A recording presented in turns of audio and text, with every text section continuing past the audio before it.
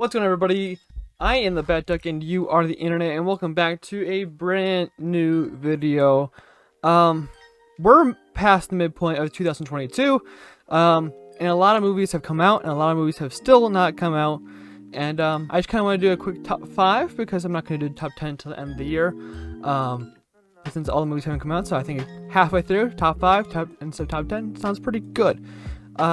Eventually I will do a top 10 at the end of the year, if not the beginning of 2023.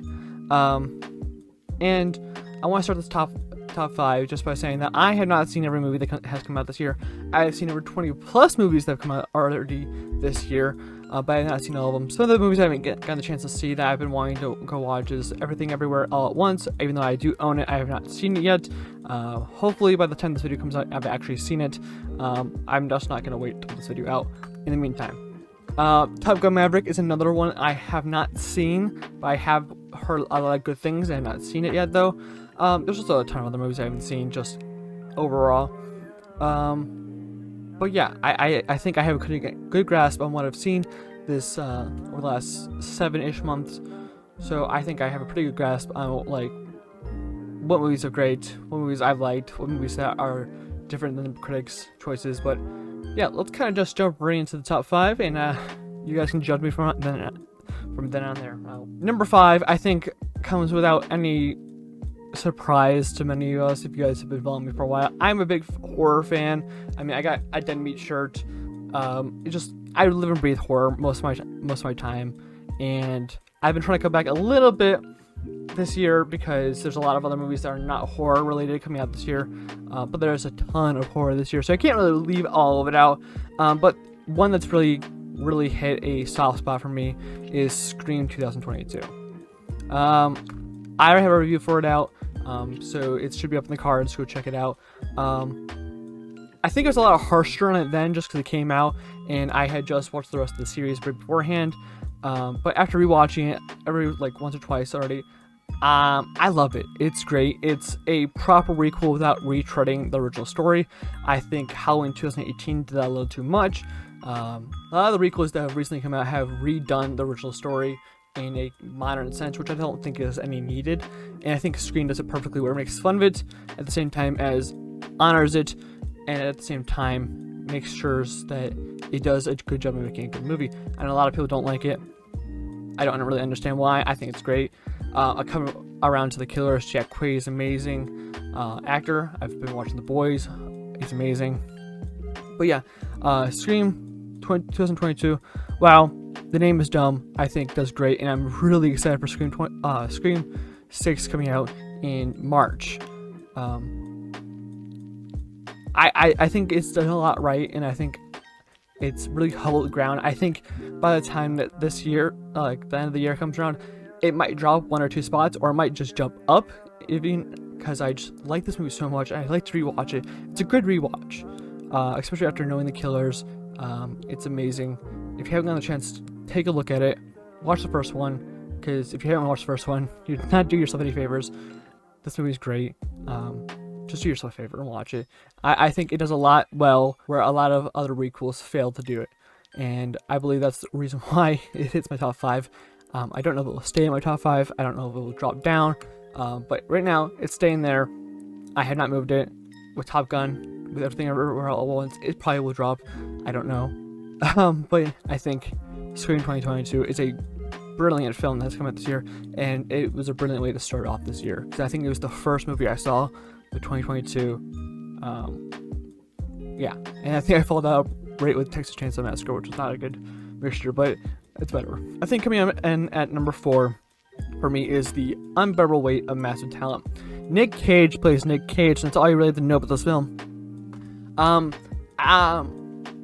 love this movie just because it's hilarious, it's funny, it's meta, it's just everything you want combined. And just Nick Cage is fully Nick Cage, and Pedro Pascal plays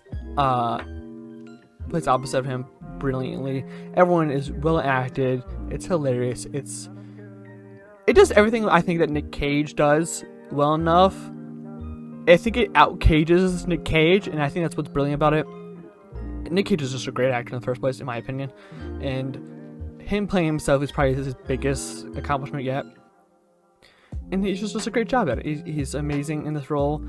Pedro Pascal, like I said, does well, and I think a lot of the mystery elements that come into the film really pay off. It's just a fun time, and it's all I really want in movies. I have to have a fun time and have a nice time in the movie theater, and I think Unbearable Weight of Massive Talent does that brilliantly well. And I couldn't really ask for a better movie. I wasn't expecting the world from it, but I was expecting that it was just going to be good enough where I was going to have some good laughs and I was not going to be able to stop chuckling. And you know what? It did that more than enough. It paid off so fucking well. I was so hyped for this film, and I thought, walking in the movie theater, I'm like, oh, I probably hyped this up way too much, but I will do a video on how to stay unhyped for movies. That it's not gonna be any good, but this movie paid off in every single bit of the word, and I just love everything about it. It's an amazing movie in the first place. Again, I don't think this will hit my top 5 at the end of the year, but you never know, it could happen. But yeah, definitely on my recommend list, especially from this year.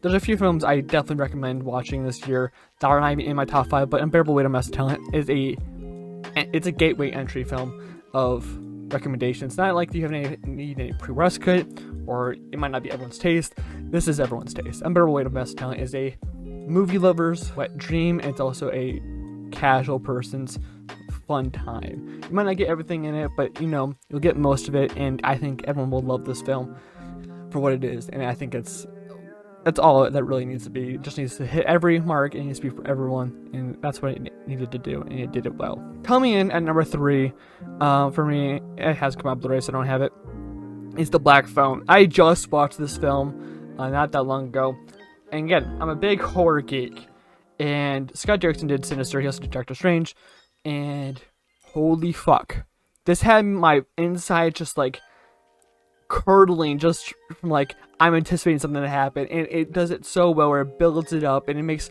Ethan Hawke so menacing, and it's just amazing. There's a jump scare that got me actually feeling for my pulse because it was so sky high. I even checked my watch. I think I was at 170 from that. Don't know if this is about my health, but that's neither here or there. This movie's great. It's based off Stephen King's son's short story, and it does it well. We're also mixing that type of Stephen King storytelling where it's supernatural at the same time as realistic-ish.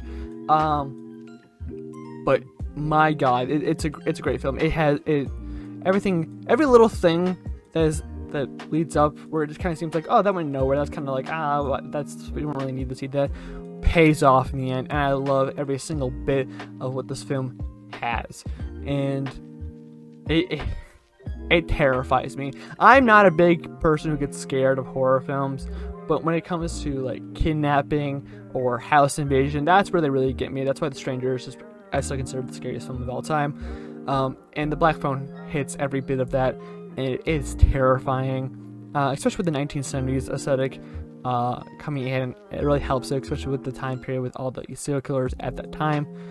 Just every little bit of this film is terrifying, and I think with horror movies, it has to be scary to me to be in my top echelon. If not, it has to be funny and / good movie making. And when it becomes terrifying is when you really hit the mark for me, and that's when it becomes like I said, in my top echelon of horror films. I think The Black Phone has really hit that for me, and I don't really have to say more about that because I really don't want to give away enough. Because honestly, if you are terrified of those trailers, and you're like, ooh, that's something interesting, but I'm kind of scared to go see it. I don't care to be terrified. It's good enough to go scared. And man, it's just so fucking good. I walked out of that theater, I was just surprised, and my body was just I needed some time to recover, and that's what you really need from a horror film, is time to recover, where you have to turn on every light in your room to get to your bed, or get down the hallway. You need every light, and once you turn them off, you gotta run up the stairs. Those are the type of horror films that really hit the mark and really do it well, and The Black Phone is one of the best at doing so. Go watch it, please. Number 2, I also don't have it on Blu-ray, not that it hasn't come out, but I just haven't picked it up yet. The Northman. I was going to do a review on The Northman and Unbearable Weight of Massive Talent the weekend they both came out, but I decided not to just because it would be too much for me, and I think I would get caught up way too much in it. The Northman is directed by Robert Eggers, who also did Vivitch, which is, again, one of my favorite horror films of all time. This time, he didn't go into horror, and I actually love that he did not go into horror. This Viking revenge tale of, I think it's inspiration for Hamlet, was the original tale, and so he took the original tale and made it into a movie. And it's trippy, it's epic, it's powerful, it's romantic, it's just an amazing film. And it's this epic tale. Again, it's a movie, like a movie aficionado's wet dream, and that's what it is for me. It was so well done.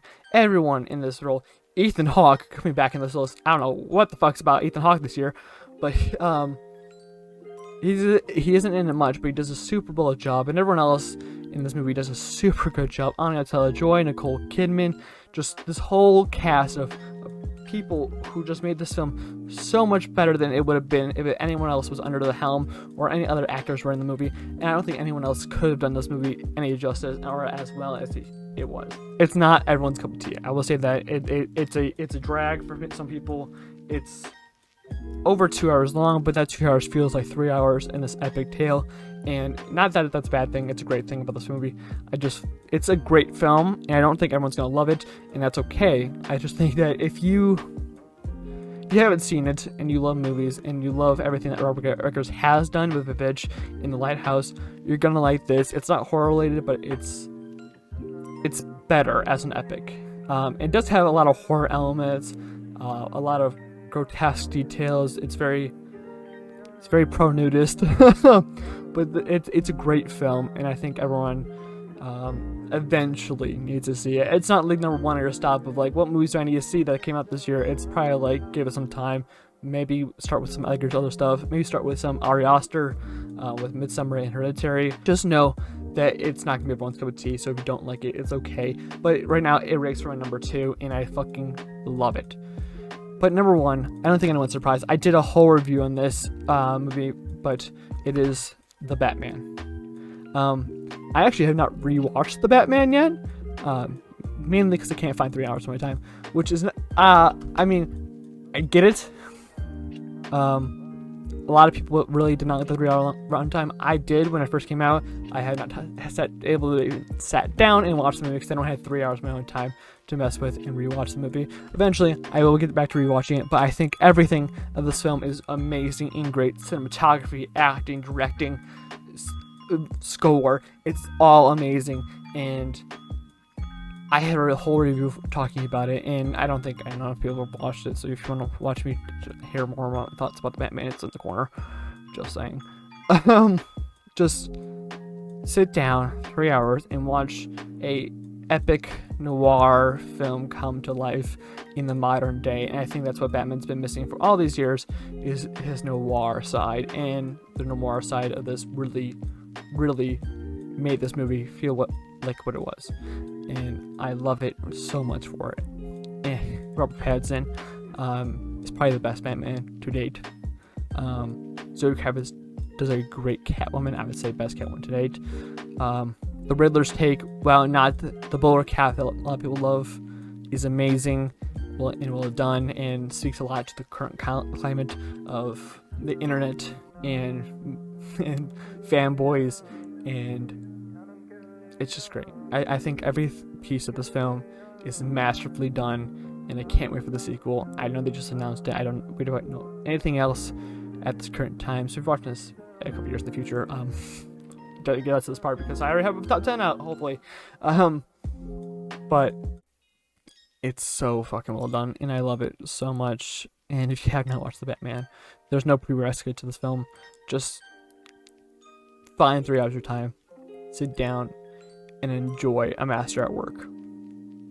But that's all for this list. Thank you guys for watching. I am the Bad Duck. Let me know your top 5 of the year so far in the comments below, and I will see you guys next time.